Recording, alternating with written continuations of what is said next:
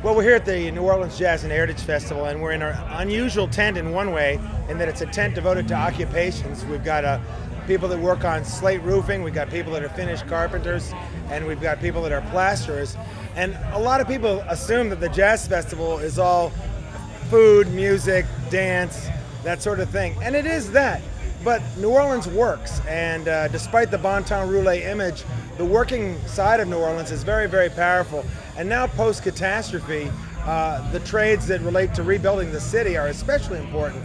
We got a plasterer here, Mr. Earl Barthay, right behind me, and his family are in New Orleans for at least 6 generations. Part of the family came from France, part from people of color in Haiti.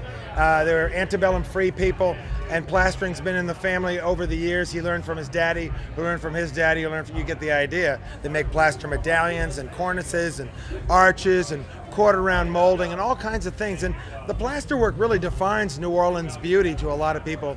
It's almost like jazz. It's some of it's improvised, some of it feels very European, and some of it has kind of African elements as to how it's put together and composed. And since the catastrophe, we learned something. Sheetrock molds, mildews, and holds a water line. Plaster does not.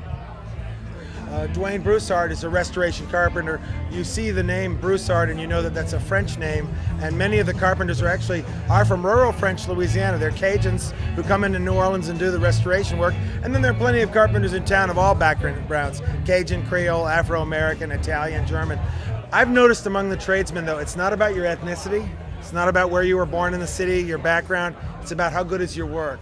And this is fine work. This isn't just slapping up framing or putting on clapboards. This is work on the mantelpieces, the columns, the porches, specialty stairways, trim, all those things. And so you end up with super fine finished carpentry. It's an art form. It's where craft moves into art. All these things are. They move from work craft into kind of an aesthetic art form. And it's what makes New Orleans look like it does, which is a artsy, jazzy kind of town. Before and after the catastrophe, we're trying to build it back. Carpenters, plasterers, and roofers, they're the ones doing it.